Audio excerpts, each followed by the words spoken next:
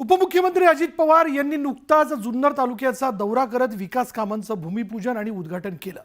पण या अजित पवारांच्या दौऱ्यामध्ये स्थानिक आमदार असलेले शरद सोनवणे गैरहजर राहिल्यानं चर्चेला उधाण आलंय। सोनवणेंच्या गैरहजेरीनंतर राऊतांनी त्यांची हजेरी घेतल्यानं राजकारण तापलंय। अजित पवारांचा दौरा, सोनवणेंची दांडी, प्रोटोकॉलचं कारण, गैरहजेरीचं धोरण, मतदार यादी जोडा म्हणत दादांचा टोला, सोनवणे शहांच्या पक्षात, राऊतांचा हल्ला। अजित पवारांनी जुन्नर तालुक्याचा झंझावाती दौरा करत विकास कामांचं भूमिपूजन आणि उद्घाटन केलं।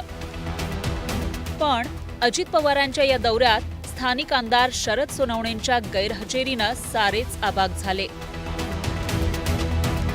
अजित पवारांनी मात्र सोनवणेंनी गैरहजर राहण्याविषयी सांगितल्याचं स्पष्ट करत यापुढे निमंत्रण पत्रिकेला मतदार यादीत जोडा असं म्हणत सोनवणेंना टोला लगावला। सगळे प्रमुख घेतले, तुम्ही पण भेटला ना त्यांना, त्यामध्ये त्यांनी पण फोनवर संपर्क साधला। ठीक आहे मित्रांनो, हे बाबा पुढच्या वेळेस सगळी यादी आपल्याला असं करता येईल का? मतदार यादी आमची उद्घाटन अध्यक्षाचं टाकायचं, बाकीची अख्खी मतदार यादी जोडायची, नाराजच व्हायला नको। अजित पवारांच्या या चिमट्यानंतर शरद सोनवणेंनी मात्र प्रोटोकॉलचं कारण पुढे केलं। जिथे स्थानिक आमदाराला डावललं जात असेल अशा कार्यक्रमाला का जायचं असा खुलासा सोनवणेंनी केला। अजितदादा पवारांच्या कार्यक्रमामध्ये विधानसभेच्या विद्यमान आमदारांचं कुठेही नोंद घातलेली नाही, माजी आमदारांची घातली। कारण काय नाही, म्हणजे तुम्हाला हा जो भेदभाव करायचा हा भेदभाव फार वाईट आहे आणि जनता हुशार आहे, जनतेला सगळं कळतं। ठीक आहे, तुम्हाला पक्ष वाढवायचा आहे, तुम्हाला तुमचे कार्यकर्ते पुढे न्यायचे, त्यासाठी तुम्ही स्वतंत्र तुमचे मेळावे आयोजित करा। अजित पवार आणि जुन्नरच्या अपक्ष आमदाराच्या या नाराजी नाट्यात ठाकरेंच्या सेनेनंही उडी घेतली। सगळ्या पक्षात फिरून आलेले सोनवणे आता सध्या कुठे दिसत नाहीत, ते अमित शहांच्या पक्षात असल्याचा टोला राऊतांनी लगावला। ते आहेतच, पण दिसताच कुठे? बिबट्या दिसतोय तरी काल सुद्धा दिसले नाच कुठे अजित पवारांच्या कार्यक्रमात, सरकारी कार्यक्रमात। तसं कोणतरी मला सांगत होतं, बघा हा जो बिबट्या आहे 2 पायाचा, हा आमच्या पक्षात सुद्धा होता, तो राज ठाकरेंच्या पक्षात सुद्धा होता, आता तो अमित शहाच्या पक्षात गेलेला आहे। शरद सोनवणेंचा राजकीय प्रवास चढ उताराचा राहिलाय। मनसेपासून राजकीय सुरुवात करणाऱ्या सोनवणेंनी मध्यंतरी शिवसेनेतही काम केलं। 2024च्या विधानसभा निवडणुकीत मात्र अपक्ष निवडणूक लढवत विजय मिळवला। त्यामुळे अपक्ष शरद सोनवणेंनी अजित पवारांच्या दौऱ्याला गैरहजर राहत एक प्रकारे त्यांची नाराजीच उघड केल्याचं दिसतंय। याचे येत्या काळात काय पडसाद उमटतात हे पाहणं महत्त्वाचं ठरणार आहे। सचिन तोडकर, न्यूज 18 लोकमत, जुन्नर। चला, हे झालं राजकारण, पण बघा राज्यात इतरही महत्त्वाच्या अशा घडामोडी ज्याबद्दल बोललं गेलं पाहिजे, काही स्पेशल रिपोर्ट आपण पाहूयात। राज्यातील अनेक भागांना मान्सूनपूर्व पावसाचा तडाखा बसलाय। अचानक आलेल्या या पावसाचा फटका जो आहे तो बळीराजाला बसला आणि या पावसामुळं शेतातील पिकं मातीमोल झाली आहेत। या पावसामुळं बळीराजासह त्याच्या कुटुंबियांच्या स्वप्नांचा अक्षरशः चिखल झालाय आणि या बळीराजाला अपेक्षा आहे ती सरकारच्या मदतीची। मान्सूनपूर्व पावसाचा बळीराजाला फटका।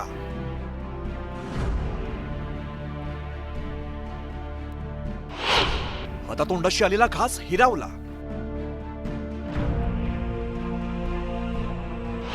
बळीराजाच्या स्वप्नांचा चिखल।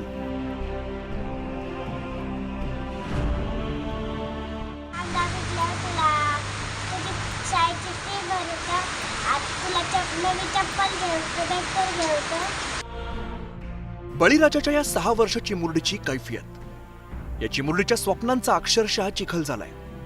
या चिमुरडीच्या वडिलांनी शेतात कांदा काढून ठेवलेला होता, मात्र अचानक आलेल्या पावसाने या शेतातील जवळपास 300 गोणी कांदा भिजून गेला।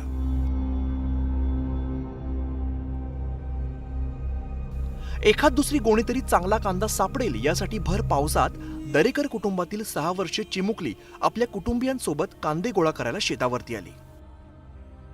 कांदा वेचायला येण्यामागे सुद्धा या चिमुकलीची एक भाबडी आशा होती, कारण हे कांदा विकून तिचे वडील नवीन कपडे आणि चपला घेऊन देणार होते. मात्र अचानक आलेल्या पावसामुळे चिमुकलीचं स्वप्न वाहून गेलंय.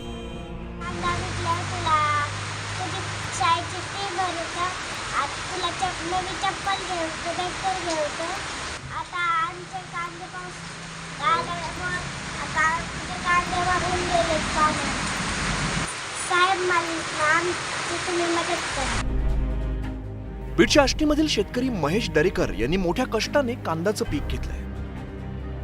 त्याच्या विक्रीतून 2 पैसे मिळतील अशी आशा त्यांना आणि त्यांच्या कुटुंबियांना होती. मात्र अचानक आलेल्या पावसाने त्यांच्या स्वप्नावरती पाणी फेरलंय. भविष्यातील खर्चाची तजवीज करायची कशी असा मोठा प्रश्न त्यांच्या समोर पडलेला आहे. सगळा कांदा शेतात 3 एकर होता. त्याला खर्च सगळा मिळून 80-90 हजारापर्यंत झाला. खत, बियाणं, लावणं, मजुरी सगळं, त्याला फवारणी, आणि त्या कांद्यावर खूप अपेक्षा ठेवलेल्या आम्ही. पण पाऊस असा अवकाळी पाऊस येईन आम्हाला पण नव्हतं माहिती. सगळा शेतातच कांदा होता. शेताच्या बाहेर काढला तरी तो पाण्यातच आहे. आता आम्ही नेमकं पुढचा खर्च कसा करायचा, परत आता उद्याच्याला पेरणी आली जवळ, त्याचं बी कुठून आणणार, काय करणार, सगळं बंद झाल्यासारखे झालेत आम्हाला रस्ते. आमचा सगळा कांदा अक्षरशः आमची 5 महिन्याची मेहनत सगळी पाण्यामध्ये आहे. बीडच्या आष्टीमधील या शेतकऱ्यांची ही व्यथा नाही, तर मान्सूनपूर्वी पावसाचा राज्यातील अनेक भागांना फटका बसलाय आणि हातातोंडाशी आलेलं पीक वाया गेलंय. खूप असं नुकसान झाले, म्हणजे सरडे काढते ते, एक तर आता उचलता येत नाही, काहीच नाही, त्याचं फार नुकसान झाले. आणि शेंगा या अगोदरच भाव कमी आहे, एक मजूर भेटणं तर, आणि इकून तिकून काढला त्याच्या खाली पाणून गेलं, त्याच्यामुळे त्याचं जे काळ्या पडल्या शेंगा, आणि शेंगा काळ्या पडल्यामुळं त्याचं जे भाव आहे त्याला तर काही विचारणार नाही कोणी, आणि पहिलं असतं भाव कमी आहे. शेती हा बेभरवशाचा व्यवसाय. कधी आसमानी तर कधी सुलतानी संकटाचा बळीराजाला सामना करावा लागतोय. या बळीराजाचे डोळे लागलेत ते सरकारच्या मदतीकडे. केवळ शाब्दिक आश्वासनं नको, तर सरकारी मदतीच्या हाताची अपेक्षा या बळीराजाला आणि त्यांच्या कुटुंबियांना आहे. सुरेश जाधवसह ब्युरो रिपोर्ट, न्यूज 18 लोकमत. आता पाहूया सगळ्यांच्या चर्चेतली बातमी. वैष्णवी हगवणेच्या आत्महत्येनंतर राष्ट्रवादीचा पदाधिकारी असलेला राजेंद्र हगवणे आणि त्याचे कुटुंबीय चांगलेच अडचणीत सापडलेत. सामाजिक कार्यकर्ते आणि विरोधकांनी दबाव वाढवल्यानंतर आधी हगवणेला वाचवणाऱ्या पोलिसांनी आता राजेंद्र हगवणे विरोधात कारवाईचा फास आवळल्याचं दिसतंय.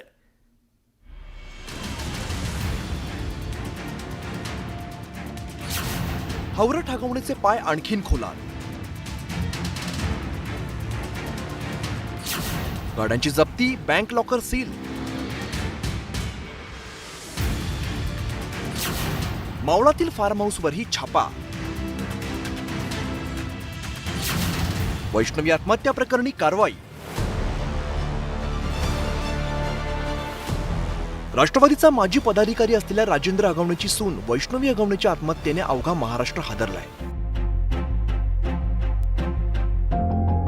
कोट्यवधी रुपयांचा हुंडा घेऊनही पैशांच्या लोभी हगवणे कुटुंबाने वैष्णवीचा मानसिक आणि शारीरिक छळ करत तिचा बळी घेतल्याचा आरोप वैष्णवीच्या वडिलांनी केलाय.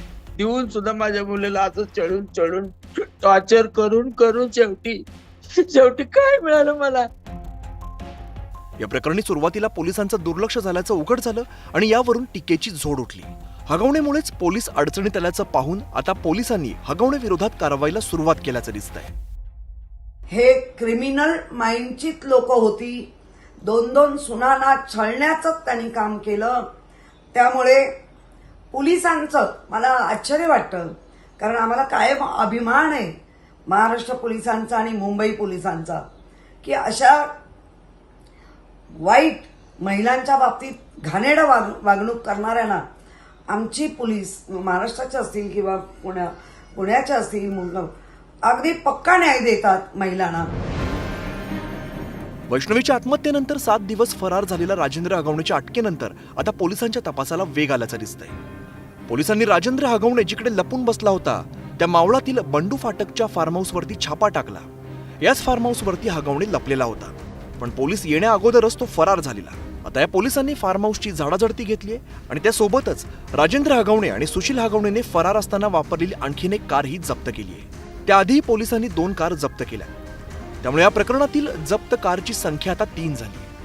तसंच पिस्तूल, चांदीची भांडी पोलिसांकडून जप्त करण्यात आली आहे. याच्यात आपण वैष्णवीला हुंड्यामध्ये दिलेली फॉर्च्युनर, एक ॲक्टिवा हे हुंड्यातली वाहनं जप्त केलेली आहेत आणि आरोपींनी पळून जाण्यासाठी जी वाहनं वापरली होती त्यात एक इंडिवर आहे, थार आहे, एक बलेनो आहे, अशी 3 वाहनं जप्त केलेली आहेत. आणि वैष्णवीला हुंड्यामध्ये दिलेली जी चांदीची भांडी होती ती देखील जप्त केलेली आहेत. जे सोनं दिलं होतं स्त्रीधन म्हणून ते बँकेत गहाण ठेवून त्याच्यावर कर्ज काढलेलं आहे. 2 वाहनं जी आहेत ती इतरांच्या नावावर दिसत आहेत, त्यांच्या देखील चौकशी होऊ शकते. जे याच्यात समोर येणार आहे त्या सर्वांची चौकशी आपण करणार आहोत. हावरट हगवणे कुटुंबाने मुलाच्या लग्नात सून वैष्णवीच्या वडिलांकडून बक्कळ हुंडा घेतला. यामध्ये 51 तोळं सोन्याचाही समावेश आहे. हे सोनं हगवणेंनी बँकेमध्ये गहाण ठेवल्याचं कळतंय. त्यामुळे आता पोलिसांनी हगवणेंचं बँकेतील लॉकरही सील केलंय. हुंड्यामध्ये दिलेलं जे सोनं आहे ते हगवणेंनी बँकेत तारण ठेवून त्याच्यावर कर्ज उचललेलं आहे. त्याच्या बाबतीत बँकेशी पत्रव्यवहार करण्यात आलेला आहे. त्याचे डिटेल्स देखील लवकरच प्राप्त करून घेऊन हगवणे प्रकरणामध्ये एकदम सखोल तपास करून कोणताही क्लू पाठीमागे ठेवला जाणार नाही आणि आरोपींना कठोरात कठोर शासन होईल या दृष्टीने तपास चालू आहे. हगवणेंच्या लोभी प्रवृत्तीचा अखेर वैष्णवीच्या आत्महत्येनं झाला. शशांकला त्याच्यावरती प्रेम करणारी पत्नी ओळखता आली नाही आणि राजेंद्र हगवणे आणि लता हगवणेला सून कळली नाही. ना सुशील आणि करिश्माला वहिनी जाणता आली. सर्वांनी मिळून 9 महिन्याच्या बाळाची आई असलेल्या वैष्णवीचा इतका छळ केला की तिने 2दा आत्महत्येचा प्रयत्न केला. पहिल्यांदा ती वाचली, पण दुसऱ्यांदा मात्र ती थेट गळफास लावलेल्या अवस्थेमध्ये आढळली. त्यामुळे कसपट्यांची मुलगी आणि 9 महिन्यांच्या तानुल्याची आई हिरवणाऱ्यांना कठोरातली कठोर शिक्षा व्हावी अशी मागणी आता जोर धरली. शरद जाधव, न्यूज 18 लोकमत, मुंबई. यानंतर बघूयात पुण्यातील वैष्णवी हगवणेच्या हुंडाबळीनं महाराष्ट्रातील पैशासाठी हापापलेल्यांचं काळं वास्तव पुन्हा एकदा जगासमोर आलं. वैष्णवीच्या मृत्यूनंतर आता हगवणे परिवाराचं पैशांच्या हव्यासाचं चक्रवणारं सत्य समोर आलंय. वैष्णवीच्या वडिलांना मुलीच्या सुखासाठी लालची हगवणेंना जे काही द्यावं लागलं ते पाहून तुमचंही डोकं फिरल्याशिवाय राहणार नाही. 51 तोळे सोन्याचे दागिने,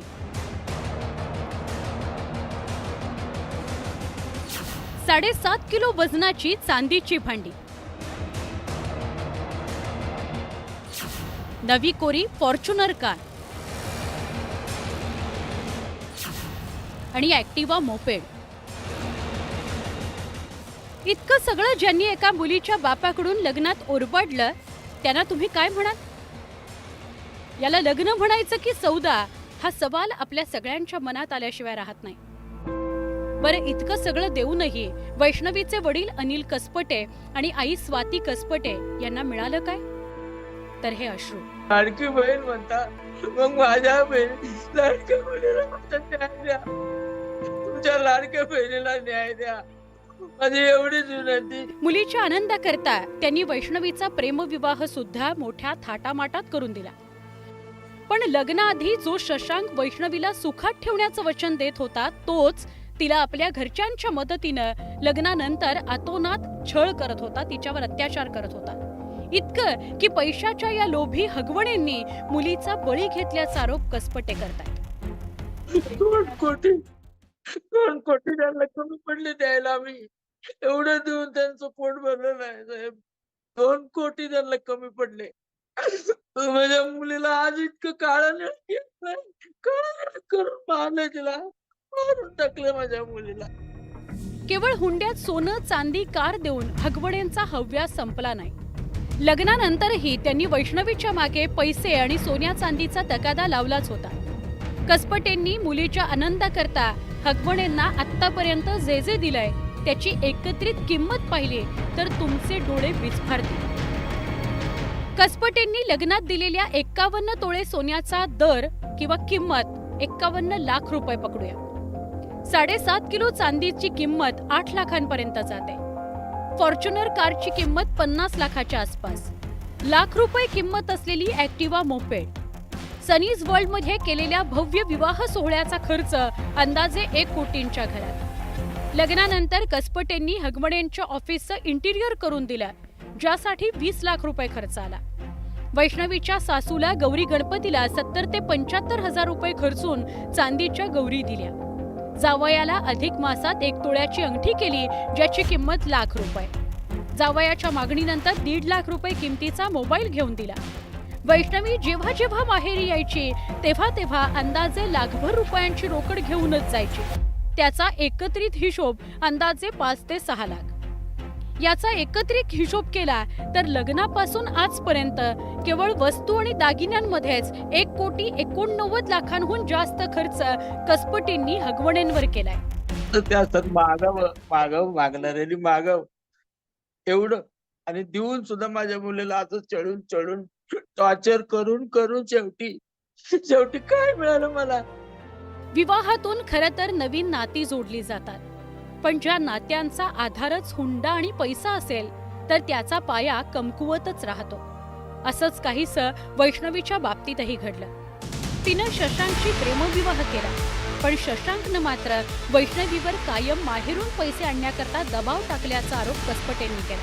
लेकीच्या सुखाकरता कसपटेंनी प्रत्येकदा हगवणेंच्या सगळ्या मागण्या मान्य केल्या, पण एवढं करूनही हगवणेंनी मात्र त्यांच्या मुलीचा बळी घेतल्याचं त्यांचं म्हणणं. त्यामुळे आता हगवणे कुटुंबावर कठोर कारवाई करण्याची मागणी वैष्णवीचे आईवडील करतात. पिंपरी चिंचवडहून गोविंद वाकडेसह शरद जाधव, न्यूज 18 लोकमत, मुंबई.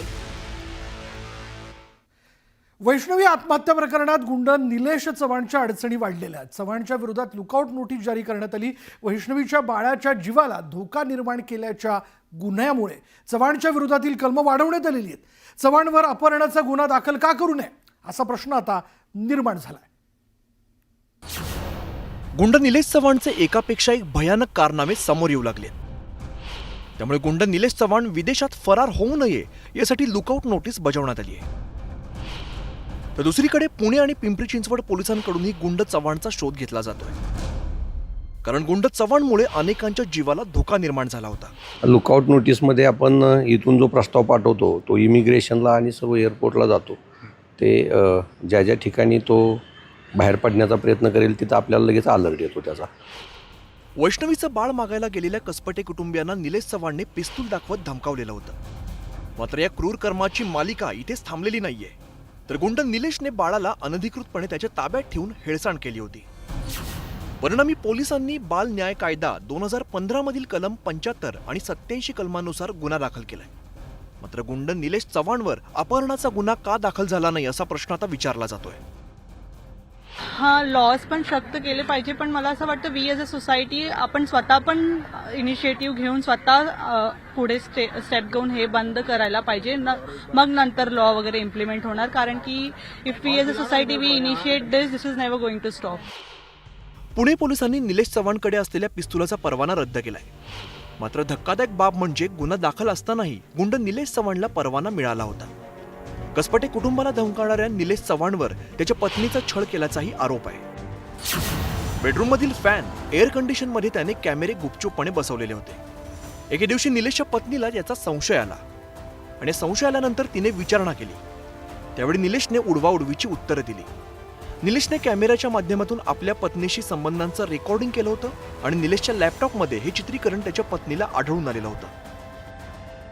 परिणामी समाजाला धोका असलेल्या कुख्यात गुंड निलेश चव्हाणवर कठोरात कठोर कारवाई करण्याची गरज निर्माण झाली आहे. हुंडाबळी ही हुंडामध्ये आत्महत्या करणं हे खूप, आणि ज्याप्रमाणे जर अत्याचार झाले वगैरे तर त्यांनी पोलीस फाईल वगैरे केली असती आणि जर हे पावलं उचलली असती तर आज ती वेळ आली नसती, कारण जनजागृती करणं गरजेचं आहे.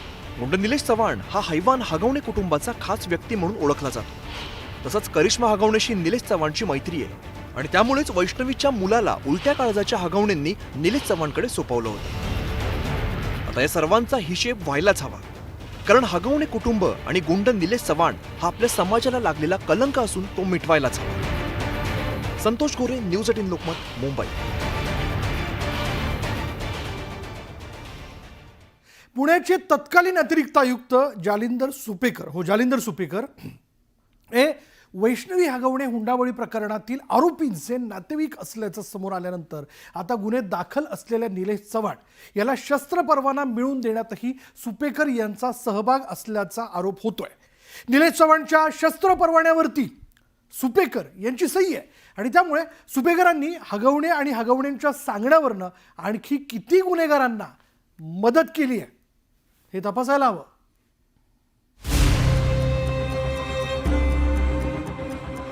वैष्णवी हगवणे आत्महत्या प्रकरणी एक एक चेहरे आता उघड होऊ लागले. पोलिसांनी वैष्णवीचा पती, सासू सासरा, दीर आणि नणंद या सगळ्यांना गजाड केलंय. पण एक आरोपी अद्यापही पोलिसांच्या हाती लागला नाहीये. त्याचं नाव आहे निलेश चव्हाण. पोलीस त्याच्या शोधात आहे. त्यामागचं कारण म्हणजे वैष्णवीच्या आत्महत्येनंतर तिचं बाळ हगवणे कुटुंबानं याच निलेश चव्हाणकडे दिलं होतं. तसंच वैष्णवीचे नातेवाईक जेव्हा वैष्णवीचं बाळ आणण्याकरता गेले तेव्हा निलेश चव्हाणनं त्यांना पिस्तुलीचा धाक दाखवून धमकावलं होतं. त्यानं ज्या पिस्तुलाचा धाक दाखवला त्या प्रकरणी निलेश चव्हाणवर गुन्हा दाखल करण्यात आलाय आणि आता त्या परवानाधारी पिस्तुलावरून पुण्याचे तत्कालीन अतिरिक्त आयुक्त जालिंदर सुपेकर अडचणीत येण्याची शक्यता वर्तवली जाते. कारण सुपेकरांमुळेच निलेश चव्हाणला पिस्तुलाचं लायसन्स मिळालं. निलेश चव्हाणनं पुणे ग्रामीण पोलिसांकडे शस्त्र परवान्याकरता अर्ज केला होता, पण जिल्हाधिकाऱ्यांनी चव्हाणचा अर्ज फेटाळून लावला होता. त्यानंतर पुणे पोलिसांच्या हद्दीत राहत असल्याचा पुरावा तयार करून निलेश चव्हाणने पुणे शहर पोलिसांकडे शस्त्र परवान्याकरता अर्ज केला. दरम्यान सुपेकरांनी पोलिसांना सांगून निलेश चव्हाणचा चारित्र्य पडताळणी अहवाल मॅनेज केल्याची चर्चा आहे. तसंच निलेशवर यापूर्वीही गुन्हे दाखल असताना सुपेकरांच्या आशीर्वादामुळे त्याला शस्त्र परवाना मिळाल्याचा आरोप होतोय. कुठल्याही पोलीस अधिकाऱ्याचं चारित्र्य, त्याच्यावरचं सगळ्या गोष्टी ह्या अत्यंत शुद्ध असल्या पाहिजेत. त्याच्यावर कुठल्याही प्रकारचं बालंट असता कामा नये. जालिंदर सुपेकर यांच्या बाबतीत आता अनेक नवे आरोप पुढे येत आहेत. त्याचीही चौकशी झाली पाहिजे आणि विशेषतः या प्रकरणामध्ये आणि अशा अनेक प्रकरणामध्ये आम्ही गेले अनेक महिने मागणी करतोय. जालिंदर सुपेकर हे वैष्णवीचे मामे सासरे असून ते राज्याचे कारागृह महानिरीक्षक म्हणून कार्यरत आहेत. सुपेकर मोठ्या पदावर असल्यामुळे वैष्णवीच्या आत्महत्या प्रकरणात सुरुवातीला पुणे पोलिसांनी कारवाई करण्यात दिरंगाई केल्याचा आरोप होतो. निलेश चव्हाणला पिस्तूल लायसन्स हे सुपेकरांनी दिलं. एवढंच नाही, शशांक आणि सुशीलला सुद्धा दिलं आणि त्याची माहिती मी व्हेरिफिकेशनसाठी पुणे पोलीस स्टेशनकडनं आता घेतेय. या व्यतिरिक्त हे जे जालिंदर सुपेकर आहेत त्यांच्या विरोधात हे महिला आयोगाला मयुरीच्या आईनी लिहिलेलं पत्र, त्याच्यात सरळ सरळ लिहिलंय की एकदा नाही अनेक वेळा मेहुण्यांचा धाक दाखवून आणि राजकारण्यांचा धाक दाखवून या कुटुंबाला हैराण केलं गेलं. गुन्हा दाखल झाल्यानंतरही पोलिसांनी हगवणे कुटुंबातील आरोपींना अटक करण्याची तसदी घेतली नाही. हे प्रकरण प्रसार माध्यमांनी लावून धरल्यावर पुणे पोलिसांना जाग आली. या सगळ्या घटनाक्रमामुळे जालिंदर सुपेकर चर्चेत आले. व्हिडिओ जर्नलिस्ट सचिन हंचाटेसह वैभव सोनवणे, न्यूज 18 लोकमत, पुणे. आता वैष्णवीची हत्या करणारा नराधम सासरा राजेंद्र हगवणे हा किती गेंड्याच्या कातडीचा होता हे पाहिल्यावर तुमचा प्रचंड संताप होईल. सुनेच्या रक्तानं लाल झालेल्या हातानंच त्या हैवानानं निर्लज्जपणे हॉटेलमध्ये जाऊन मटण पार्टी केली आहे.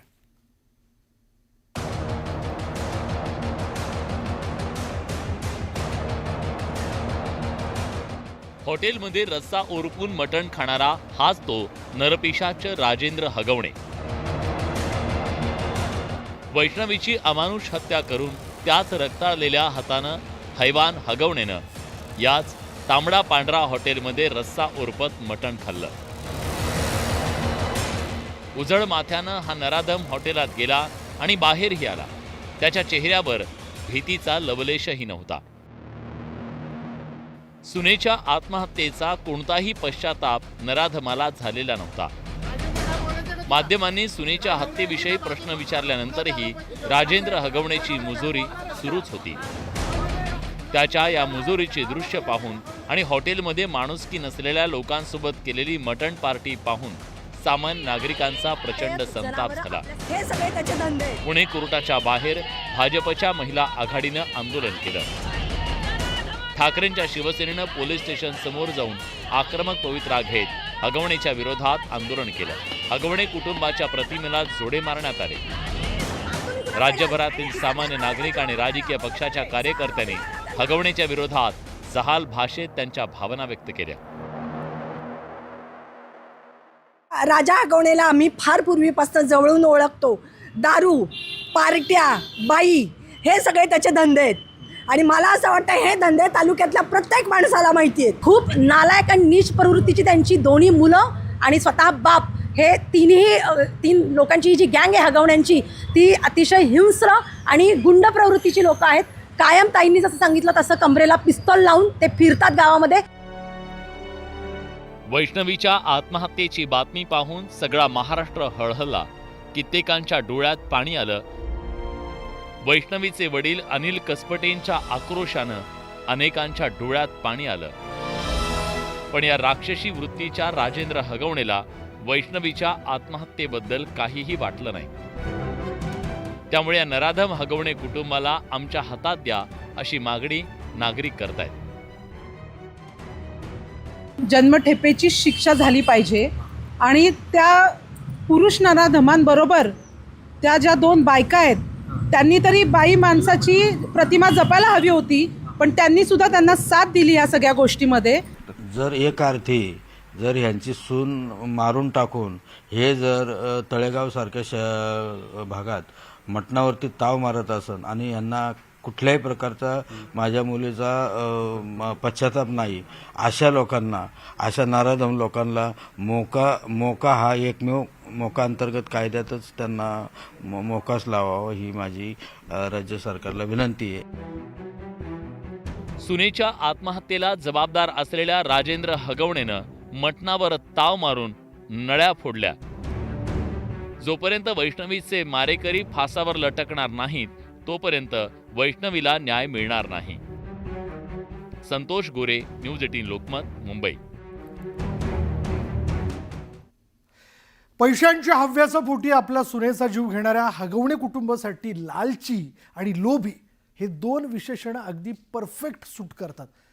घरात अमाप पैसा असूनही आपली सून वैष्णवीला मारझोड करणारे हे हगवणे प्रचंड माजलेले होते. आपल्या संपत्तीचं आणि ताकदीचं प्रदर्शन करण्याची एकही संधी ते सोडायचे नाहीत आणि याच उन्मादातून त्यांनी गौतमी पाटीललाही चक्क बैलासमोर नाचवलं होतं. हुंड्याच्या हव्यासा पोटी आपल्या नक्षत्रासारख्या सुनेचा जीव घेणाऱ्या हैवान हगवणेंचे कारनामे ऐकाल तर चक्रावून जाल. पैशांच्या मस्तीत आणि सत्तेच्या कैफात हे हगवणे इतके धुंद झाले होते की ते स्वतःचं माणूस असणंच विसरून गेलेले. 2ही सुनांचा त्यांनी अतोनात छळ केला. हुंड्यासाठी सुनांना मारहाण केली. धाकटी सून वैष्णवीचा तर जीवच घेतला. हगवणेंच्या अख्ख्या खानदानाला आपल्या पैशांचा इतका माज होता की आपल्या संपत्तीचं ते ओंगळवाणं प्रदर्शन मांडायचे. इतकं की आपल्या घरातल्या बैलासमोर या हगवणेंनी चक्क गौतमी पाटीलला नाचवलेलं.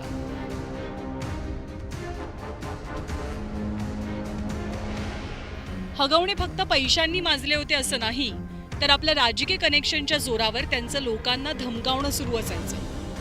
राष्ट्रवादी काँग्रेसमधनं हकालपट्टी होण्याआधी राजेंद्र हगवणे मुळशी तालुक्यातलं बडप्रस्थ मानले जायचे.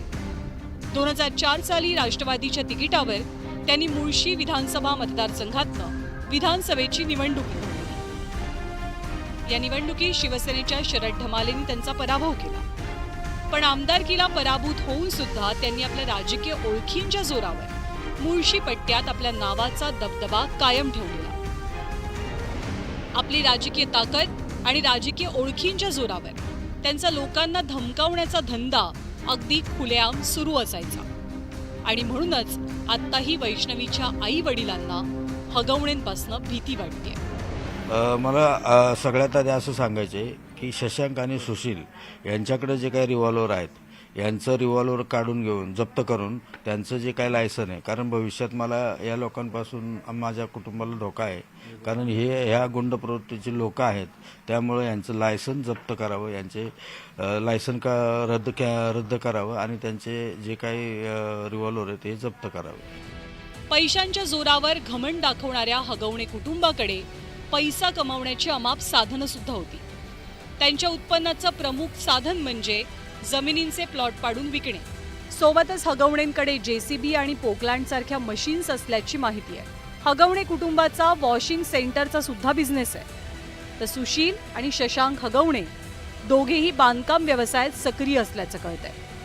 अशा या विविध मार्गातनं हगवणे खोऱ्यानं पैसा कमवत होते. पण त्यांच्या पैशांची हाव इतकी मोठी झालेली की त्यांनी आपल्या सुनांना सुद्धा पैशासाठी छळण्याचा धंदा सुरू केलेला. त्यांना जन्मठेपेची शिक्षा झाली पाहिजे आणि त्या पुरुष नराधमांबरोबर त्या ज्या 2 बायका आहेत त्यांनी तरी बाई माणसाची प्रतिमा जपायला हवी होती, पण त्यांनी सुद्धा त्यांना साथ दिली या सगळ्या गोष्टीमध्ये. तर यांना सगळ्यांना जन्मठेपेची शिक्षा झाली पाहिजे या नराधमांना. पैशांसाठी हपापलेले आणि आपल्याच घरातल्या सुनांचा सन्मान न ठेवणारे हगवणेंसारखे लोक समाजासाठी एक मोठा कलंक आहेत. आणि असे कलंक कायमस्वरूपी मिटवण्यासाठी हगवणेंच्या अख्ख्या कुटुंबाला कठोरातली कठोर शिक्षा होणं गरजेचं आहे. वैभव सोनवणेसह bureau report, news 18 Lokmat, Pune.